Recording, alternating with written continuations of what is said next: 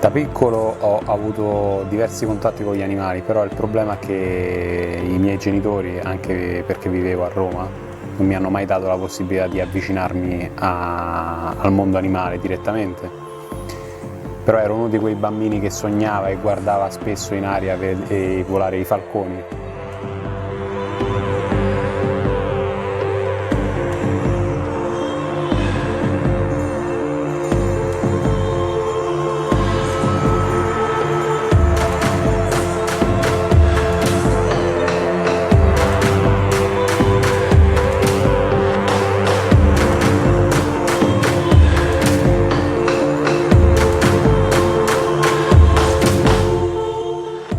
La passione per la falconeria è nata da due precedenti passioni molto forti in me: il volo acrobatico, mi piace tantissimo volare e comunque veder volare tutto quello che riguarda le macchine, gli aeroplani e gli animali, e l'addestramento degli animali. Ho fuso le due cose, è uscito fuori il falco.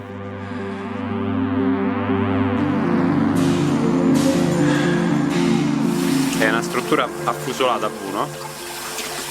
Che praticamente non consente all'aria di penetrarla, quindi scivola, entra dentro l'aria, la taglia senza far nessun attrito. Non fa attrito. Cioè la natura è perfetta. Infatti guarda come ha tirato subito, ha visto adesso la rondine. Guarda qua, pronto per la caccia già. E quindi cacciano solo, volano solo quando devono cacciare. E faremo tutte simulazioni di caccia oggi. Non faccio caccia perché sennò poi vi impressionate. No, vai tranquillo. Sì. Vabbè, vediamo loro che fanno. Non ci sono problemi, loro sono grandi, voglio dire, il mondo è così, non è, anzi C'è di peggio, questa è natura. Qua dentro questo cosetto qua c'è racchiuso la vera potenza della natura, pensa questo. L'animale più veloce al mondo.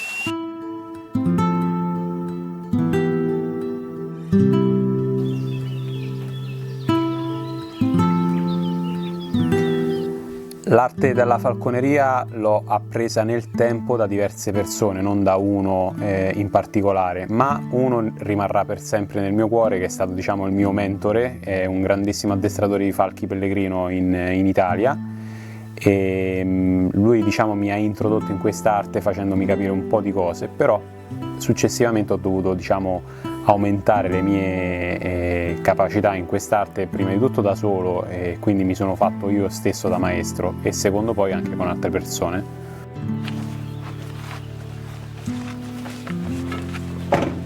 Vado, Oppela! generazioni e generazioni di Vai. produttori di scarpe. Giro in meraviglia.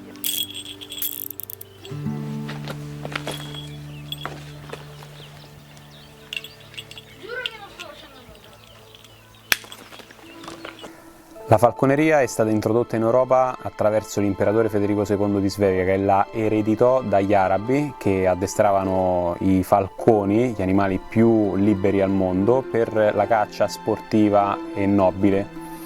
E questo perché gli arabi volevano far vedere che i nobili avevano in mano delle doti magiche, con le stesse doti magiche con cui riuscivano a far scendere sul loro guanto il falcone, loro riuscivano a tenere insieme un'intera popolazione.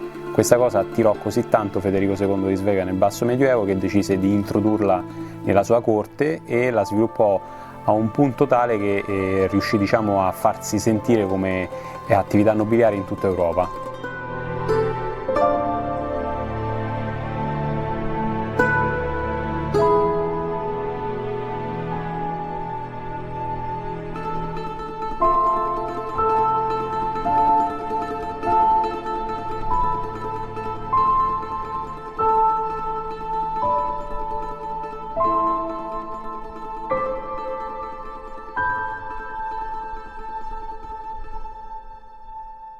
Nella società contemporanea la falconeria può svolgere 3 ruoli fondamentali. Prima di tutto quello di didattica, soprattutto per le generazioni future che dovranno rispettare quello che è la nostra natura.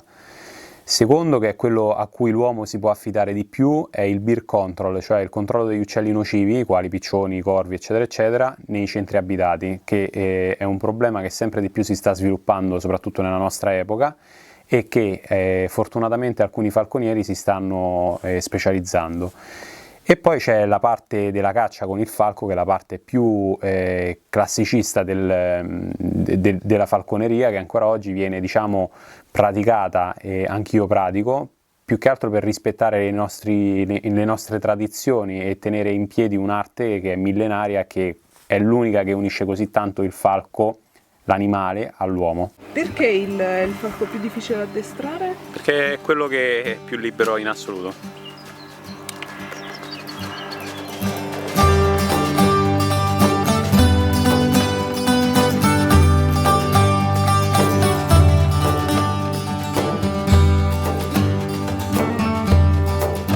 Questo vola diverso, non batte le ali come quello, ma plana praticamente.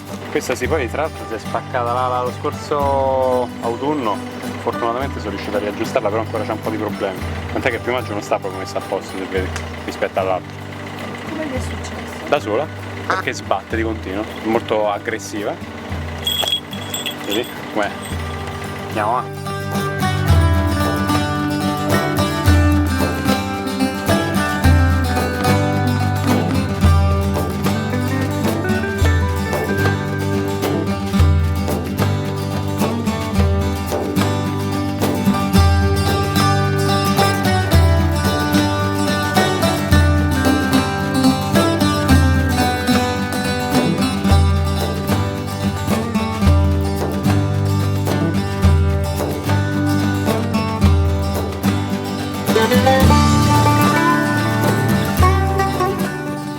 Il lupo cecoslovacco è un canide che è nato negli anni 50 e ha un carattere molto simile a quello del pastore tedesco, se non che conserva sia un aspetto fisico che caratteriale molto simile al lupo. È un animale speciale e particolare, non è come il classico cane, è una mente molto più separata rispetto a quella del cane, che dà la possibilità a chi lo addestra comunque di conoscere un po' meglio anche il comportamento del lupo, del suo parente selvatico.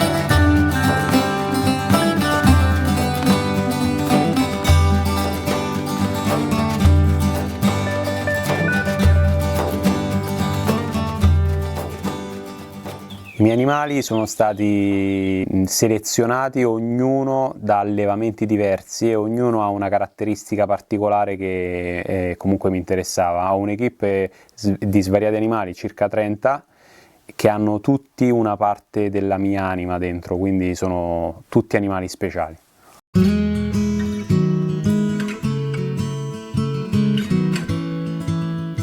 Intanto mi cerca di mordere il dito. Che carino quando cerca di mordere il dito.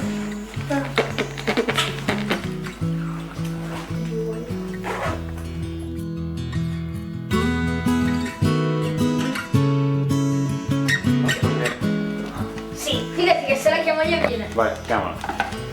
Uffa! Te lo detto, te l'ho detto. Io te l'ho detto, mi vuole bene. Vai, vado a prendere l'altro, Vai su. Barca.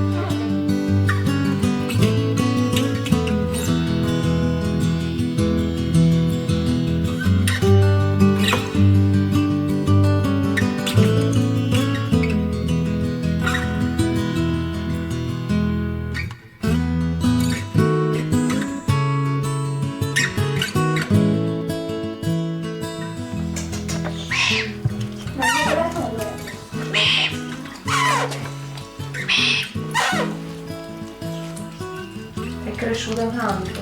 Ora ti faccio vedere come diventa a breve. Vuoi provare da mangiare? Sì. Lo provo pure te? Ok? Vai. Sì. Mi odia pure questo però. Io odio questo, si mangia direttamente la mano. Eccolo.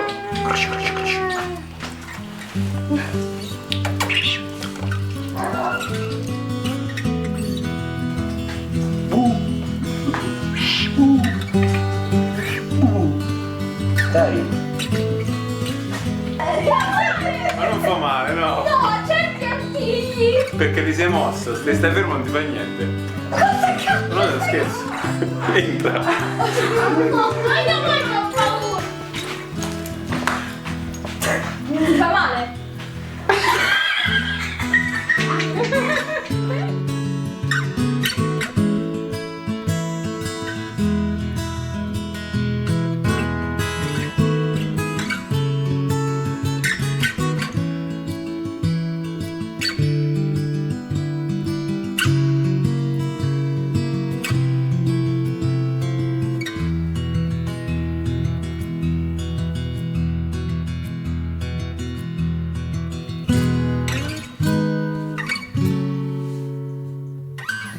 Il rapporto che ho con la mia aquila reale Inca è un rapporto particolare. Si dice che le aquile reali abbiano un'intelligenza pari a quella di un bambino di 5 anni, quindi c'è una sorta di rispetto reciproco dove praticamente sia me che lei stiamo su uno stesso piano, ma condividendo il territorio, che in questo caso è il guanto, quindi un rapporto che può essere anche difficile in alcuni periodi dell'anno, proprio perché l'aquila è un animale territoriale, ma che ti dà e ti trasmette tantissimo, perché è un animale forte e molto, come posso dire, molto diretto, quindi è difficile riuscire a approcciarsi con questo animale, ma quando ci si arriva a un approccio si crea un rapporto che è unico e indescrivibile.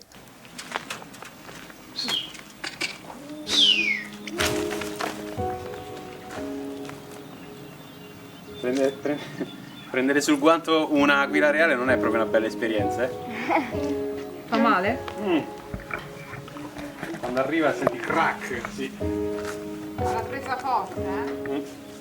Molto forte. Guarda che bestie, Guarda qua. Quanto pesa? 6 kg.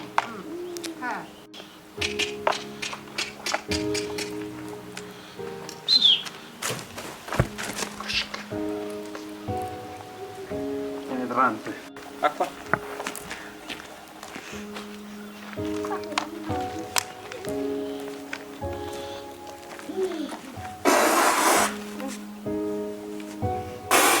Posso avvicinarmi un pochino? Davvero? Meglio di no? Per te è meglio di no. Ok.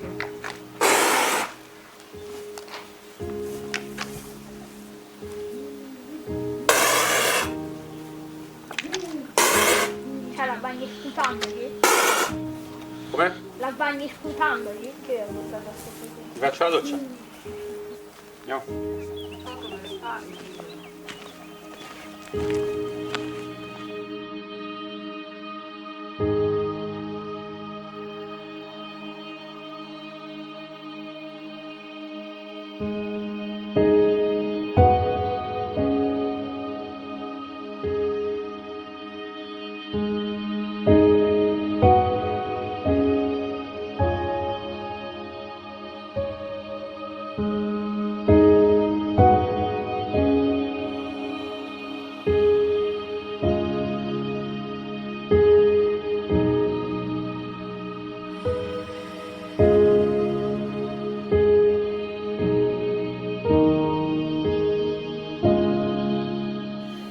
La passeggiata wild è un'esperienza che porta le persone in parte nel mio mondo e le svolgiamo soprattutto qua in Fortezza di Civitella del Tronto e diamo la possibilità alle persone di visitare un luogo storico unendo però la parte degli animali, quindi la parte naturale del nostro territorio. Si ha la possibilità di conoscere le principali specie selvatiche predatori del nostro territorio e quindi si ha la possibilità di conoscere la natura dove viviamo.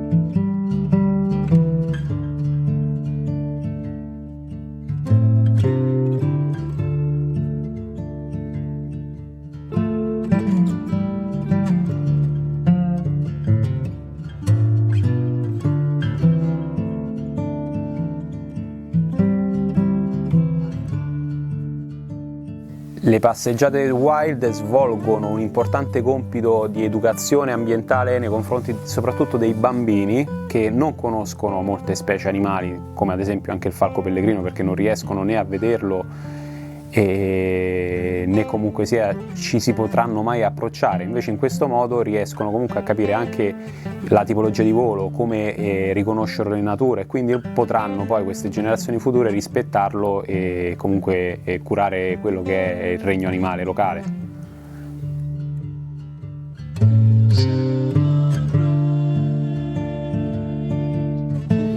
Arcangelo, vieni qua, mi servi un attimo? Metti vicino a me, fermo Perché? Non ti preoccupare, fidati di me. Come prete.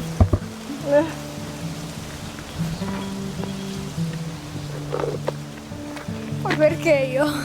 Dai! Perché sei il più buono. Ma Guarda come si impenna, quanto è bello,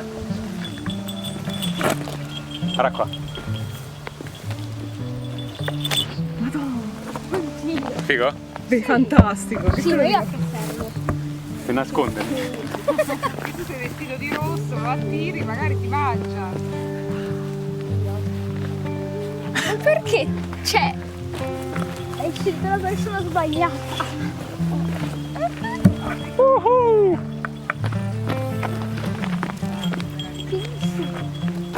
Ciao.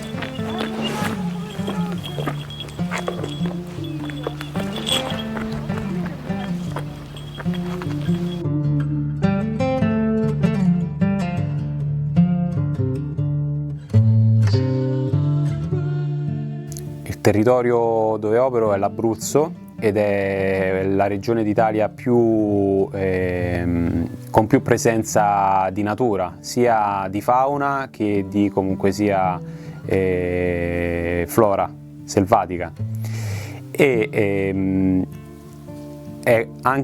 Ci sta una grandissima presenza di castelli, di luoghi storici, tra cui la Fortezza di Civitella del Tronto, la Rocca di Calascio e la Rocca di Scalegna, che sono diciamo i principali simboli dell'Abruzzo storico.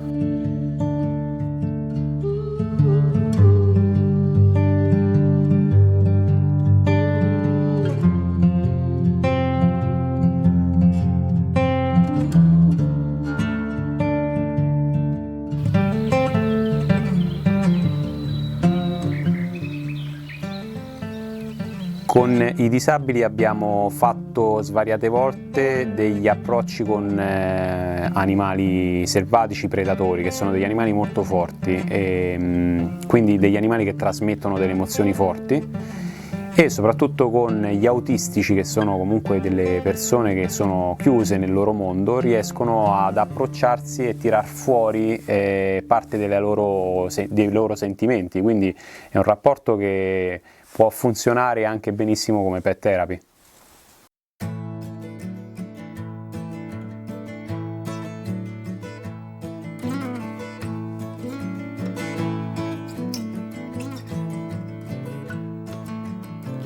Grown old, but I ain't gonna yet. I'll tell you something I might forget and love. Smile and learn. Don't care if you were out of tune. Don't forget the full blue moon nights in June. Love. Smile and learn. Don't turn your back when it's your turn.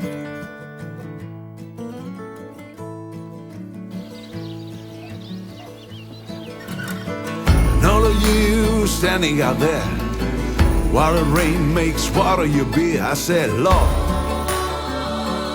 smiling down, Lord, smiling down, don't turn your back.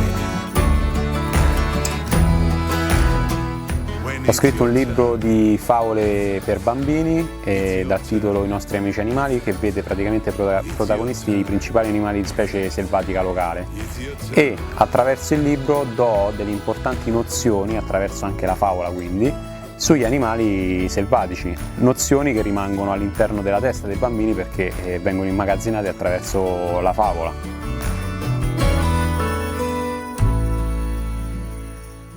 Un film molto toccante che diciamo si avvicina un po' a quello che propongo anch'io, che faccio tutti i giorni, è Lady Hawk, è girato in parte nella Rocca di Calascio, è un film cult degli anni '80 che vedeva praticamente un'unione fra un uomo e una donna che comunque non potevano mai vedersi perché l'uomo si trasformava in lupo la notte e la donna si trasformava in falco di giorno.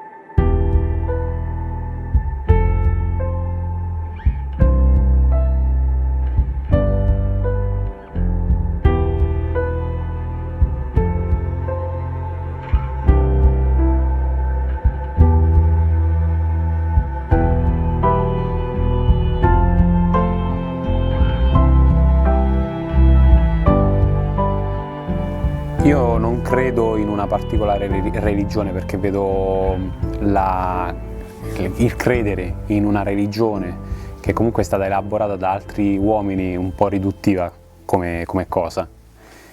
Ma sono una persona molto spirituale perché ho la possibilità di viverla, la spiritualità, rispetto a qualunque altra persona che vive in quest'epoca si vive in maniera abbastanza veloce, troppo veloce.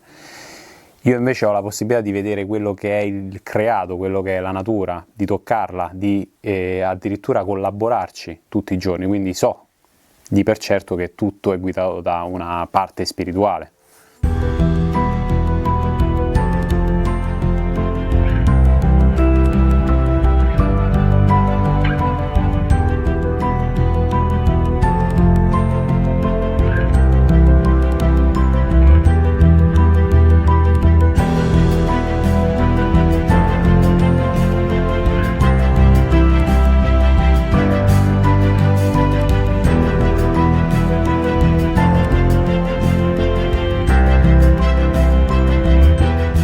Se potessi trasformarmi in uno dei miei animali, io mi trasformerei in falco, perché il falco è l'animale più libero al mondo, quello che riesce a fare in aria veramente tutto, perché è il padrone dell'aria, è il più veloce e anche il più forte, e quindi mi identifico in questo animale che, seppur è piccolo, comunque conserva dentro di sé una enorme energia.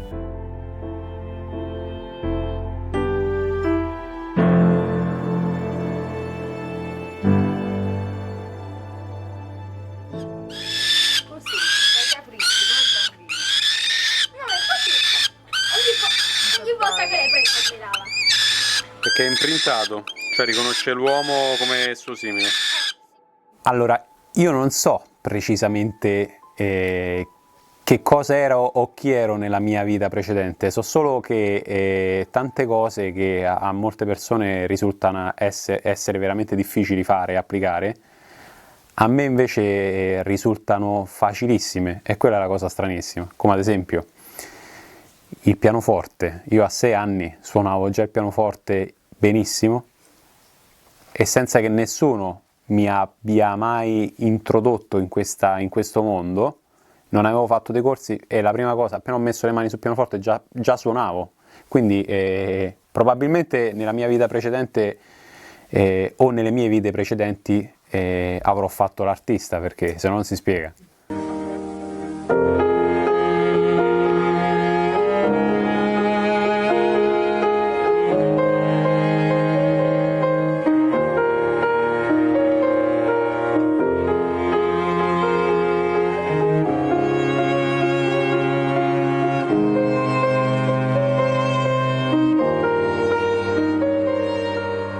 Il rapporto con la musica per me equivale praticamente a cercare di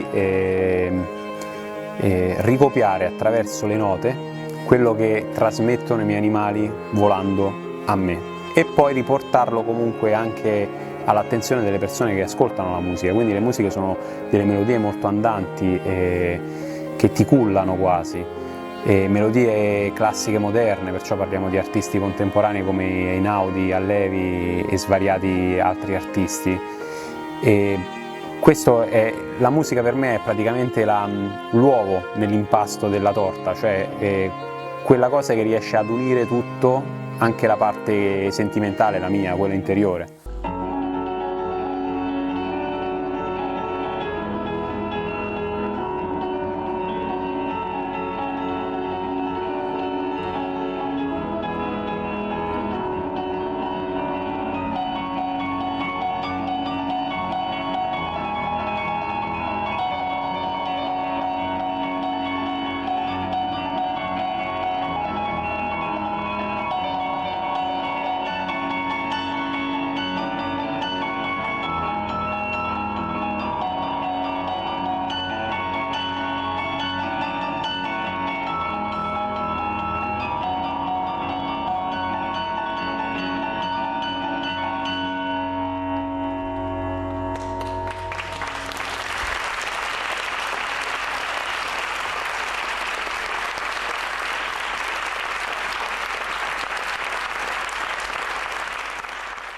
Il più bel ricordo legato alla mia passione, alla passione che ho per gli animali, è sicuramente quando ho preso per la prima volta sul mio guanto il mio primo animale, che si chiama Nilak, che ancora adesso ho con me nella mia equipe, che rimane e rimarrà per tutta la vita un animale che mi ha dato mi ha aperto i cancelli per questo mondo incredibile. Nilak! Nilak, quello è Rael! Nilak! Rael! Ma che figata! Nilak! Sono troppo! Lulu! Lulu! Ma che figata! Quello è Lulu e quello è Rael. Quello tra l'altro è il più bravo di tutti questo. Nilak! Nilak! Dai che Ah, altro, ma dai, ma che pigro! Peggio di me! Nilak! Occhio! Ma gli piace andare sui tetti tu? È normale, è loro opera. Pure, voglio. Oh, in due! Nilak! Dai! Nilak! Aspetta! Io mi chiedo. Dai! Dai! Ottimo, bravo. Ah, che bello. Fuori uno. Segue la mano, i movimenti della mano, guarda qua, Lulu è quella che sta sopra. Guardale. Buonanotte. Vabbè, perché ha visto. Ecco. Guarda Lulu. Vedi? Il Rael invece è quello che reagisce praticamente a tutto. Quindi sono rimasti Rael e Lulu. Nilak è quello. Dai, ti accede, vieni qua. Apri le gambe. Perché? Apri, tu fidati. Mi passerà sotto le gambe, vero? Ah, grande! Lo sapevo! E Lulu invece reagisce a questo, al logoro. Perché ho del sangue addosso? Ti stai morendo. Mi ha Caga sotto che sei. No, è che Rael. mi ha lanciato del sangue di... Lulu! Pop! Pop! Pop! Dai! Ecco Lulu. Dai! Il momento più difficile che ho avuto nella mia vita professionale è quando ho avuto la mia prima perdita, cioè il mio primo allontanamento di un rapace, e l'ho avuto con un falcone dove ho sbagliato io praticamente, perché ho lanciato il falco a favore del vento. Di solito i falchi vengono lanciati contro vento per fargli prendere quota, invece lui ha seguito la direzione del vento e si è perso dentro un bosco, e sono stato praticamente chiuso dentro quel bosco per 24 ore e non riuscivo a trovarlo. E da una parte è stato il momento più difficile, ma anche quello dove ho sperimentato la mia più grande avventura, perché dentro al bosco mi sono dovuto spostare con dei cavalli trovati, cioè ho fatto delle cose incredibili, ho rischiato anche la vita quel giorno.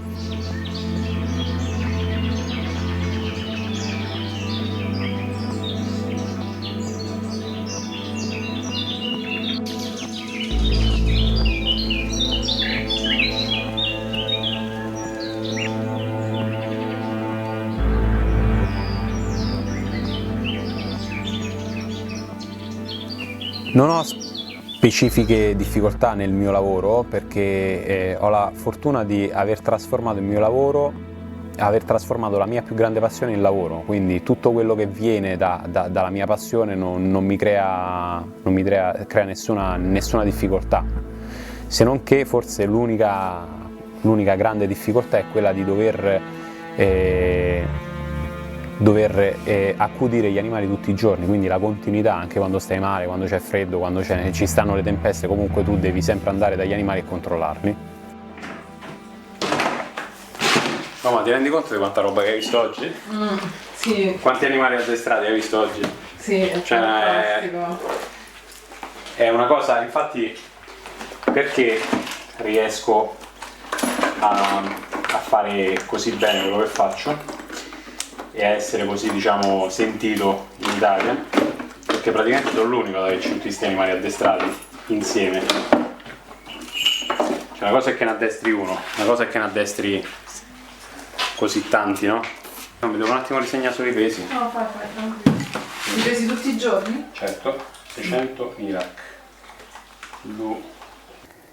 Ho avuto tantissimi contatti dall'estero e dovevo fare una cosa anche poco tempo fa in Francia, ma purtroppo spostare le equipe di animali è molto difficile, quindi cerco il più possibile di non farlo, non tanto per me ma per non stressare gli animali che soffrirebbero facendo dei viaggi lunghissimi.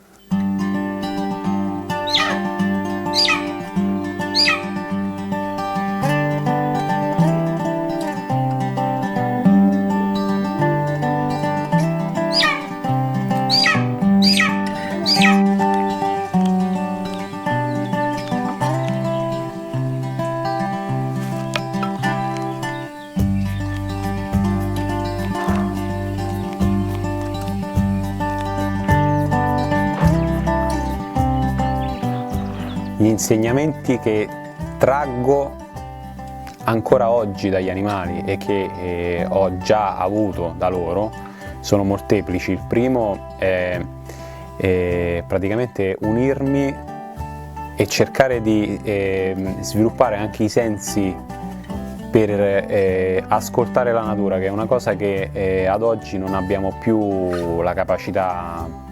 Non avete più la capacità di fare, perché poi alla fine io fortunatamente vivendoci sono riuscito a sviluppare questa cosa, cioè riuscire attraverso il falco a capire la natura, a capire i comportamenti degli animali. Là praticamente ti rendi conto che tutto è collegato da un filo sottilissimo che può essere anche definito spirituale, e tu praticamente ti riesci ad approcciare con tutto quello che ti circonda in maniera diretta e a viverti quello che è veramente la vita, che non è una corsa, una continua corsa verso l'ignoto, perché poi alla fine noi siamo abituati a correre verso qualche cosa che poi non avremo mai in mano. La felicità, che cos'è la felicità? La felicità è una variabile a cui noi non arriveremo mai completamente. Questi animali invece ti insegnano a viverti il momento, a viverti la felicità per quello che hai adesso in mano, che è la cosa più importante per ognuno di noi.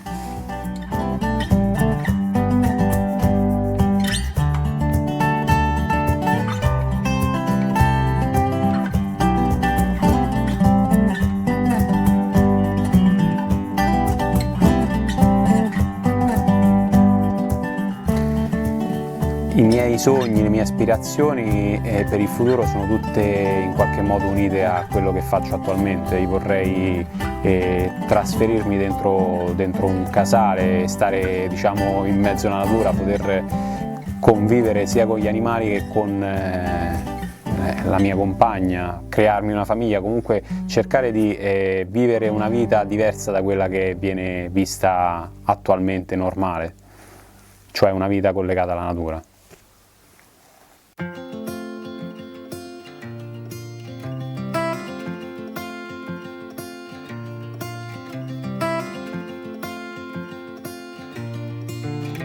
Where I thought it was the rain, it was not. Just mighty waters down to my throat. Well, I better drink a beer than this bittersweet liquor. And I thought it was the rain, but it was not. I thought it was the rain, but it was not. I could see you through your window, but I couldn't walk through your door. When I tried, it was locked. Then the dog in your garden started barking, and I thought it was the spring, but it was not. And I thought it was the spring, but it was not. Da da da da da da da da da da da da da.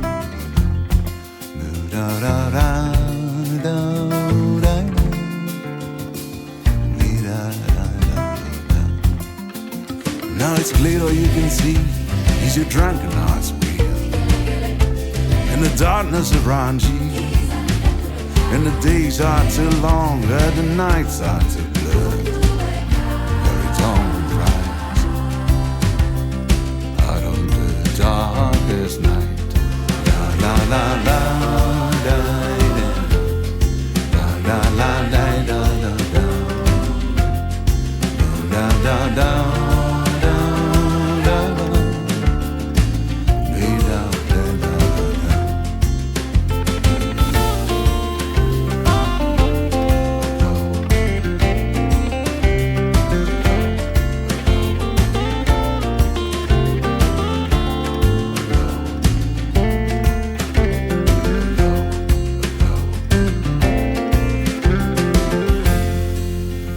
When I heard you call my name, you did not. Your lips were so tight, you locked me out. Then I looked at your eyes, running through the door, and I thought you called my name, but you did not. And I heard you call my name, but you did not. And I heard you